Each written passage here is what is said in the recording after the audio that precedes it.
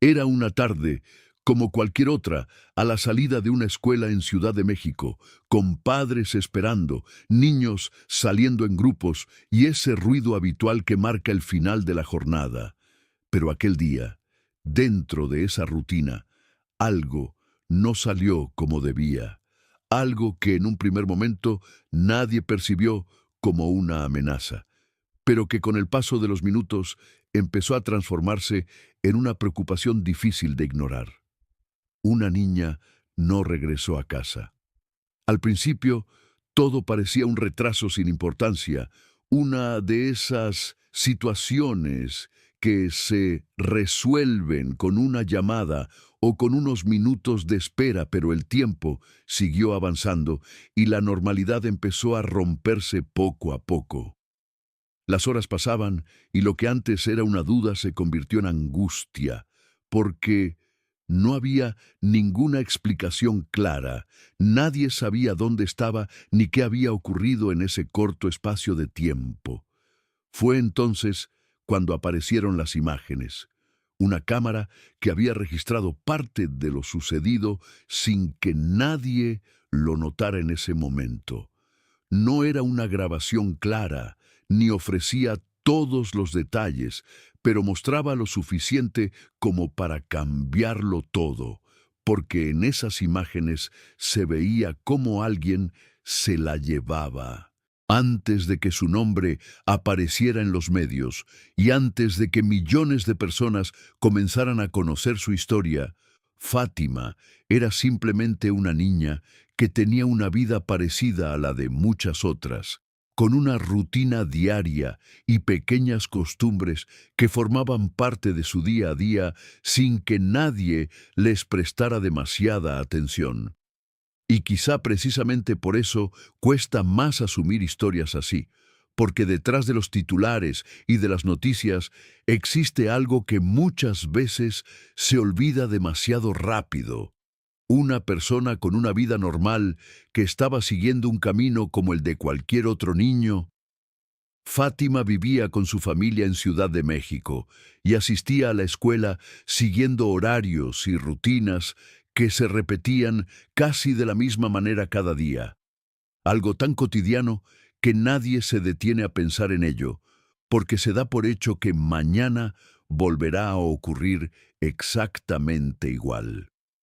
Hay algo que sucede con las costumbres diarias, y es que con el tiempo dejan de percibirse como algo importante, porque uno se acostumbra tanto a ellas que termina asumiendo que siempre estarán ahí. Salir de casa por la mañana, entrar a clase, esperar la hora de salida y regresar después a casa forman parte de algo tan habitual que casi nunca parece merecer una segunda reflexión. Pero la realidad no avisa cuando decide cambiar algo. No existe un instante en el que alguien se detenga y piense que ese día será distinto a todos los demás. Porque las cosas que cambian una vida casi nunca llegan acompañadas de señales evidentes. Y para la familia de Fátima, aquella mañana había comenzado exactamente igual que cualquier otra.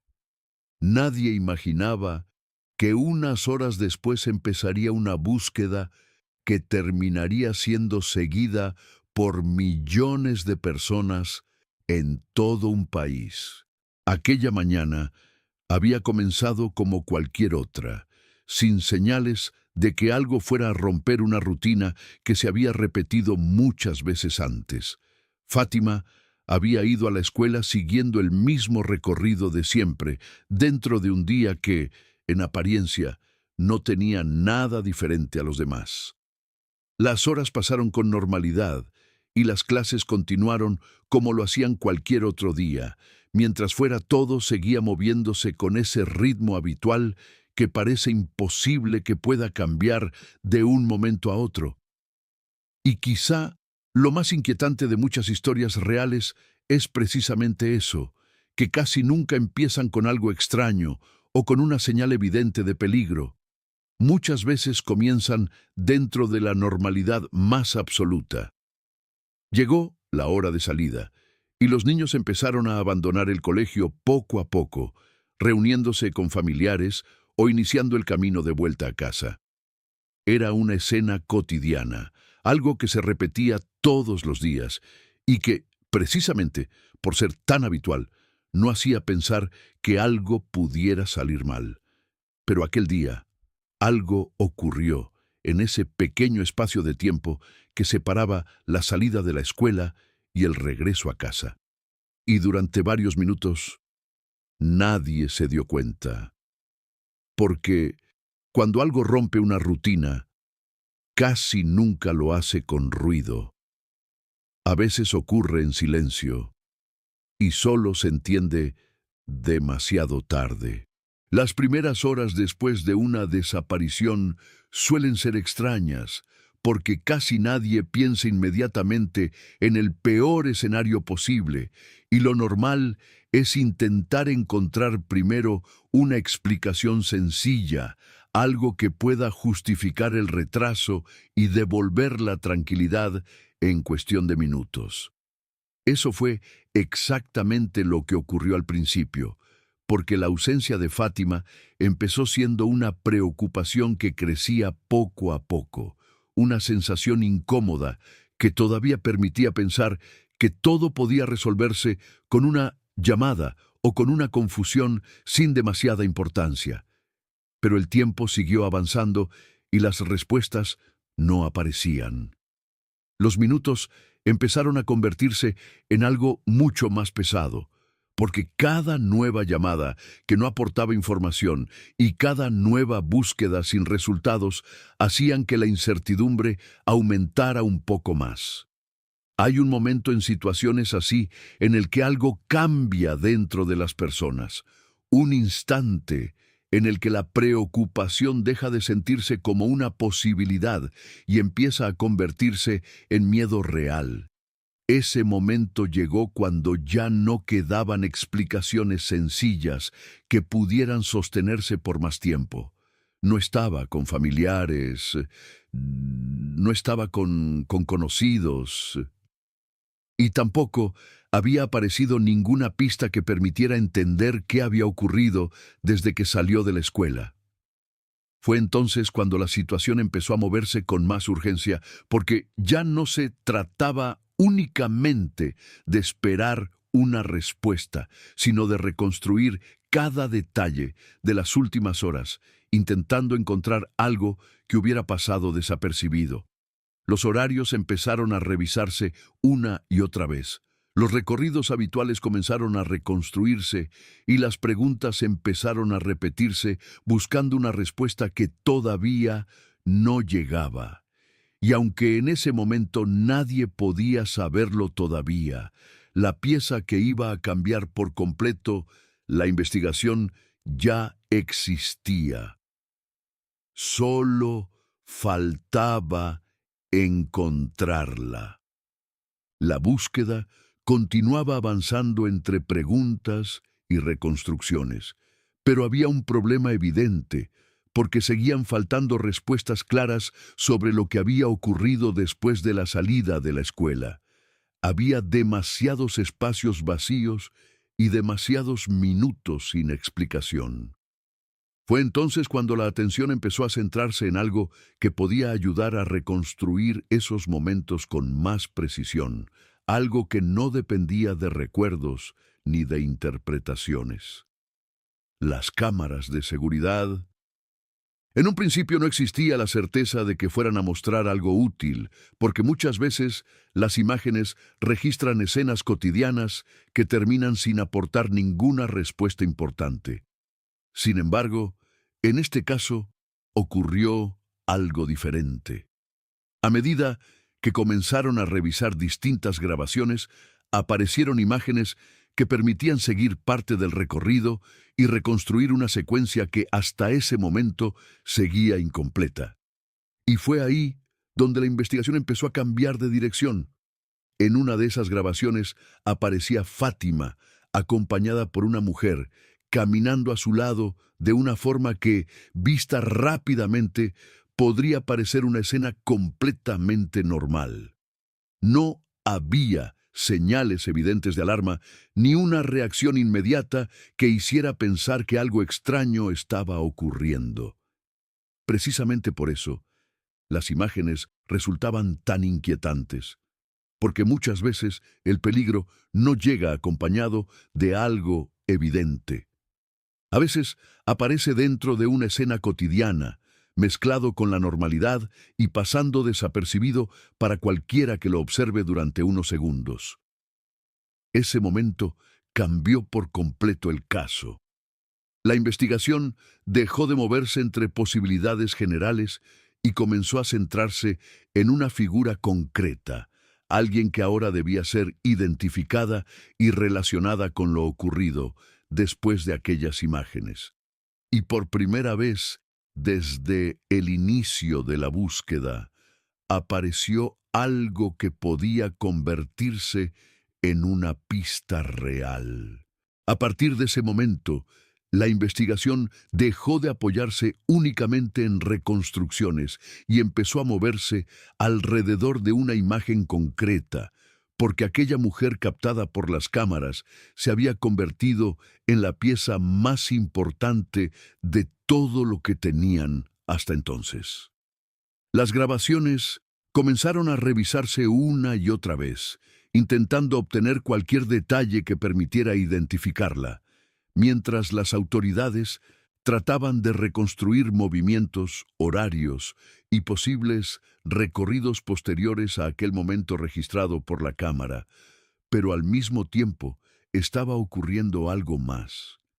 La historia había comenzado a salir de un entorno local y empezaba a llegar a mucha más gente, porque las imágenes y la información relacionada con la búsqueda empezaron a difundirse rápidamente, primero entre personas cercanas y después a través de medios y redes sociales. En muy poco tiempo, miles de personas ya conocían el caso. Y cuando algo así ocurre, la investigación cambia por completo, porque deja de depender únicamente de quienes trabajan directamente en ella y empieza a incorporar algo mucho más amplio: la atención y la participación de personas que intentan ayudar desde distintos lugares. La imagen comenzó a compartirse por todas partes, apareciendo en teléfonos, programas y publicaciones que pedían cualquier información que pudiera resultar útil. Había personas revisando datos, otras intentando recordar si habían visto algo y muchas siguiendo cada nueva noticia esperando que apareciera una respuesta positiva.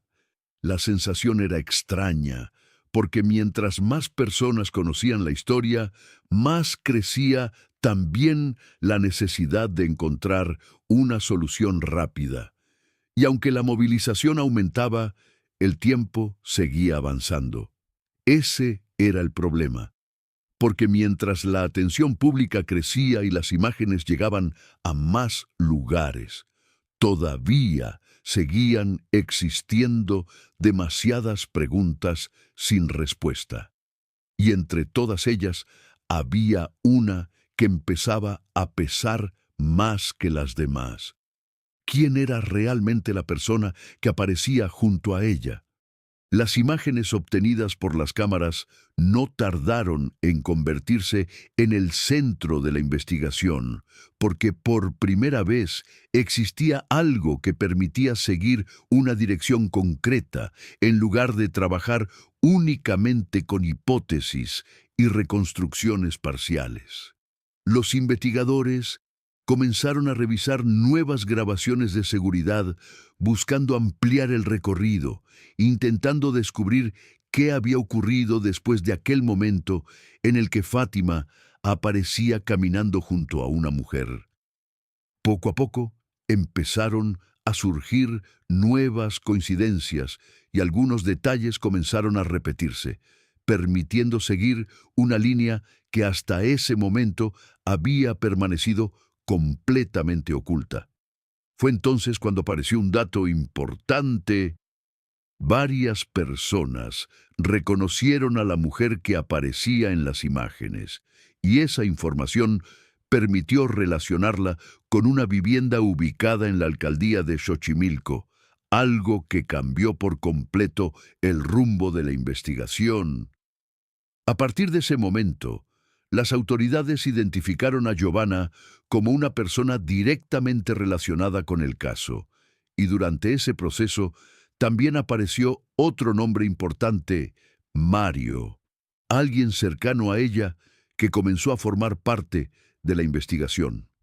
Con esas identificaciones sobre la mesa, los investigadores empezaron a reconstruir horarios, movimientos y posibles recorridos posteriores a las imágenes registradas por las cámaras. La situación ya era completamente distinta a la del inicio. Ahora no se trataba de buscar una pista entre miles de posibilidades, sino de seguir una dirección concreta y comprobar si todas las piezas empezaban realmente a encajar. Y cuanto más avanzaban las investigaciones, más difícil se hacía pensar que todo pudiera explicarse como una coincidencia. A partir de ese momento, la investigación empezó a avanzar a una velocidad completamente distinta, porque por primera vez las autoridades ya no estaban siguiendo únicamente imágenes o posibles recorridos. Ahora trabajaban sobre personas concretas y sobre una línea de investigación mucho más definida. Cada nueva comprobación permitía añadir una pieza más, y los datos que al principio parecían aislados empezaron a relacionarse entre sí con una precisión que hacía cada vez más difícil pensar en otra explicación distinta. Los investigadores continuaron reconstruyendo movimientos, revisando horarios y comparando información obtenida durante los días anteriores, intentando entender qué había ocurrido exactamente después de las últimas imágenes conocidas. Y fue entonces cuando comenzó a aparecer algo que cambió por completo el escenario. Algunos detalles que antes parecían pequeños empezaron a adquirir un peso diferente cuando se analizaron en conjunto, porque una investigación rara vez avanza gracias a un único descubrimiento enorme. Muchas veces avanza porque varias piezas pequeñas terminan encajando al mismo tiempo. Ese fue uno de esos momentos. Lo que durante los primeros días había sido una búsqueda llena de preguntas, empezó a convertirse poco a poco en una reconstrucción mucho más clara de los hechos. Y cuanto más avanzaban las autoridades, más evidente resultaba algo que nadie quería aceptar al principio. La historia ya no estaba avanzando hacia una búsqueda abierta. La dirección que estaba tomando era otra muy distinta. Mientras tanto, fuera de la investigación, ocurría algo igual de llamativo. Ni tenía altivo. Miles de personas seguían el caso prácticamente en tiempo real, revisando noticias, compartiendo información y esperando una actualización que cambiara el rumbo de todo aquello. Porque incluso cuando las piezas empiezan a encajar, existe algo que la gente mantiene hasta el último momento: la esperanza. Y esa esperanza estaba a punto de enfrentarse a una realidad mucho más difícil de asumir. Mientras las investigaciones seguían avanzando y las imágenes continuaban circulando por todo el país, las autoridades concentraban la búsqueda en zonas cada vez más concretas, porque la identificación de las personas relacionadas con el caso había reducido enormemente el número de posibilidades que existían al principio. Fue durante esos operativos cuando ocurrió el momento que cambió por completo el rumbo de la historia. El 15 de febrero de 2020, varios días después de la desaparición, personal preventivo de la Secretaría de Seguridad Ciudadana realizó un hallazgo en una zona de la alcaldía de Tláhuac, en Ciudad de México, A partir de ese momento, la búsqueda dejó de ser una operación para localizar a Fátima y pasó a convertirse en una investigación criminal. Con el avance de las investigaciones y los informes posteriores, las autoridades determinaron que había existido violencia física y abuso durante los hechos, algo que convirtió el caso en uno de los episodios más dolorosos y comentados de aquel año en México. La noticia se extendió por el país en cuestión de horas.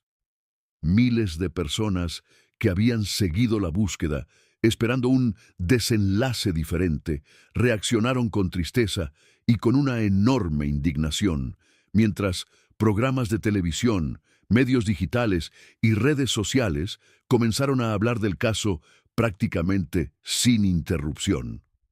Pero junto a la tristeza apareció otra sensación que empezó a repetirse una y otra vez entre muchas personas: la sensación de que algo había fallado mucho antes, porque empezaron a surgir preguntas sobre los protocolos escolares, sobre los tiempos de respuesta y sobre las decisiones tomadas durante las primeras horas después de la desaparición.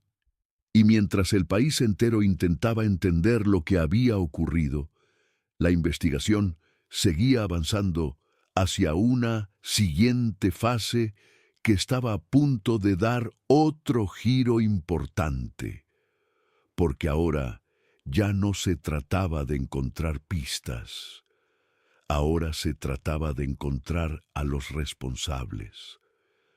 Después del hallazgo, la presión sobre las autoridades aumentó enormemente, porque el país entero quería respuestas y la investigación ya tenía algo muy concreto sobre lo que trabajar. Las imágenes de las cámaras comenzaron a difundirse de forma masiva y poco a poco varias personas aseguraron reconocer a la mujer que aparecía caminando junto a Fátima después de salir de la escuela. Esa información permitió relacionarla con una vivienda ubicada en Xochimilco y poco después aparecieron dos nombres dentro de la investigación: Giovanna y Mario. Mientras las autoridades reconstruían movimientos y trataban de seguir el recorrido de ambos, ocurrió algo que terminó siendo decisivo. Las fotografías ya circulaban por medios, redes sociales y programas informativos, y varias personas lograron reconocer a la pareja cuando se encontraban en el municipio de Isidro Fabela, en el Estado de México. La información llegó a las autoridades y el cerco terminó cerrándose. El 19 de febrero de 2020, ambos fueron detenidos, poniendo fin a varios días de búsqueda que habían mantenido a millones de personas pendientes del caso. Pero aunque aquello representaba un avance enorme, todavía quedaba una parte muy difícil por delante: entender exactamente qué había ocurrido. Y lo que empezó a conocerse después terminaría haciendo que el impacto del caso fuera todavía mayor. Después de la detención, comenzó una etapa completamente distinta dentro del caso, porque aunque la captura había respondido a una de las grandes preguntas, todavía quedaba algo mucho más difícil por delante: entender exactamente qué había ocurrido y reunir las pruebas suficientes para reconstruir los hechos dentro de un proceso judicial.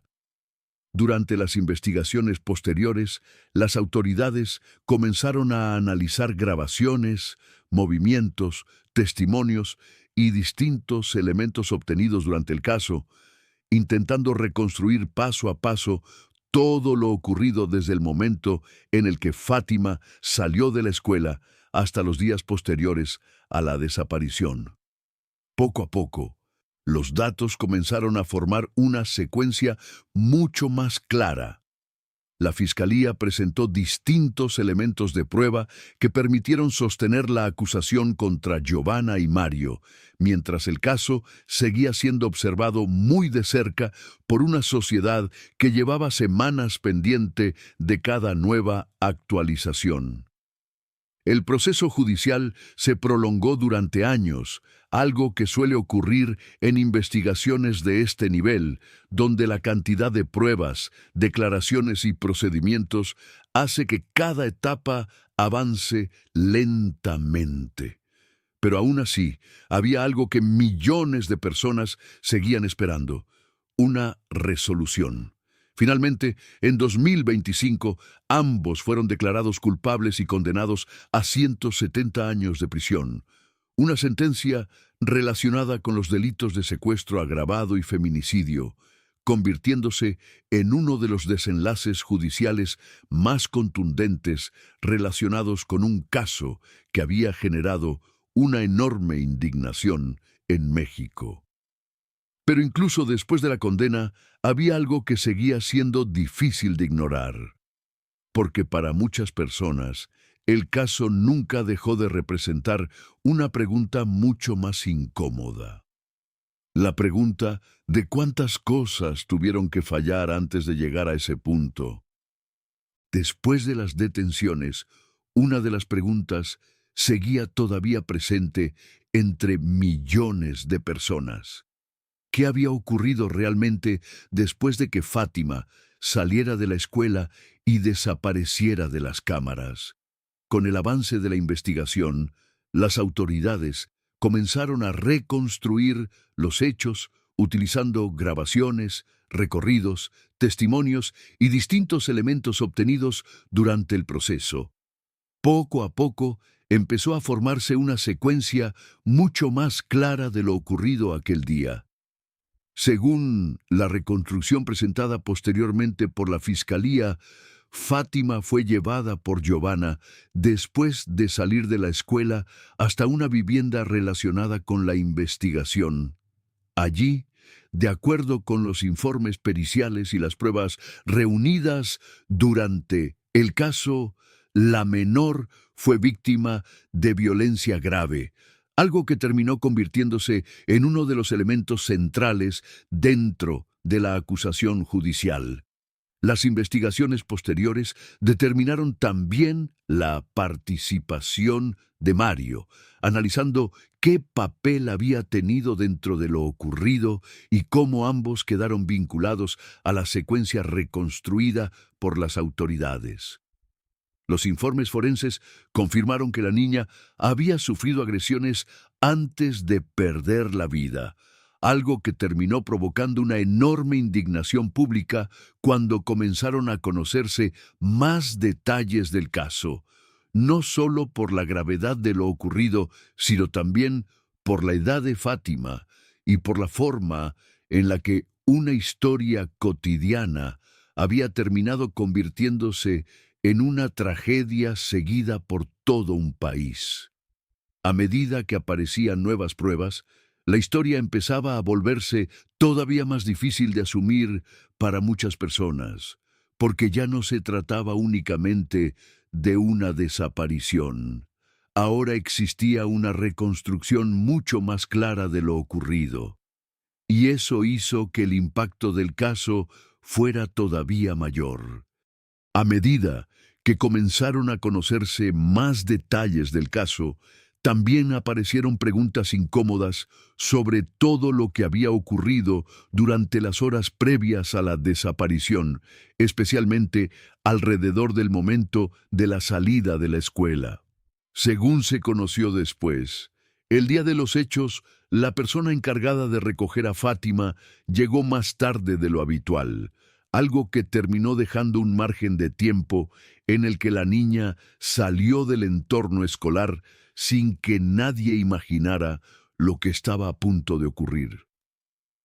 Ese detalle hizo que muchas personas comenzaran a preguntarse si los protocolos de seguridad del colegio eran realmente suficientes, porque una de las grandes dudas que empezó a repetirse era cómo había sido posible que una menor abandonara el lugar acompañada de alguien ajeno a su entorno sin que aquello generara una alerta inmediata.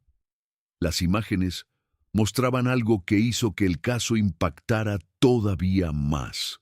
No había un momento evidente de fuerza ni una escena que hiciera pensar inmediatamente en peligro.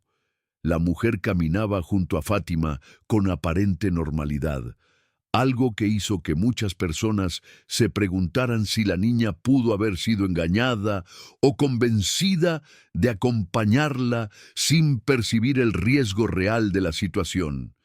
Ese detalle hizo que la historia golpeara especialmente fuerte a muchísimas familias porque convirtió el caso en algo todavía más inquietante. No había ocurrido en un lugar aislado. No había empezado de una forma evidente.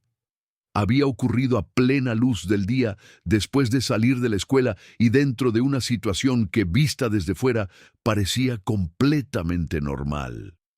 Y precisamente por eso, el caso terminó generando una enorme conversación sobre seguridad infantil, protocolos escolares y desapariciones de menores en México. Historias como la de Fátima dejan algo difícil de explicar, porque incluso cuando termina la investigación, cuando llegan las condenas y cuando parece que todas las preguntas han encontrado una respuesta, sigue quedando una sensación incómoda. La sensación de que hay historias que nunca deberían haber ocurrido y quizá, precisamente por eso, casos como este terminan quedándose en la memoria de tantas personas, porque empiezan en un momento completamente normal, dentro de algo cotidiano, y aún así terminan cambiando la vida de muchas personas para siempre. Detrás de cada noticia, detrás de cada titular y detrás de cada historia que contamos en este canal, hay algo que nunca deberíamos olvidar. Personas reales, familias reales, historias que ocurrieron de verdad. Gracias por habernos acompañado un día más y por escucharnos hasta el final, porque cada vez que alguien dedica unos minutos a conocer una historia como esta, también ayuda a que no caiga en el olvido. Y si quieres seguir descubriendo casos reales contados con detalle, no olvides suscribirte, dejar tu like y apoyar este contenido para que podamos seguir documentando historias que muchas veces merecen ser recordadas. También queremos leerte. Si conoces algún caso impactante de tu ciudad, de tu pueblo o de algún lugar del que casi nadie hable, puedes dejarlo en comentarios. Quizá entre todos consigamos que más personas conozcan historias reales que nunca deberían desaparecer con el paso del tiempo. Esto ha sido Sombra Negra Oscura. Gracias por escucharnos. Te espero en el siguiente video. Adiós.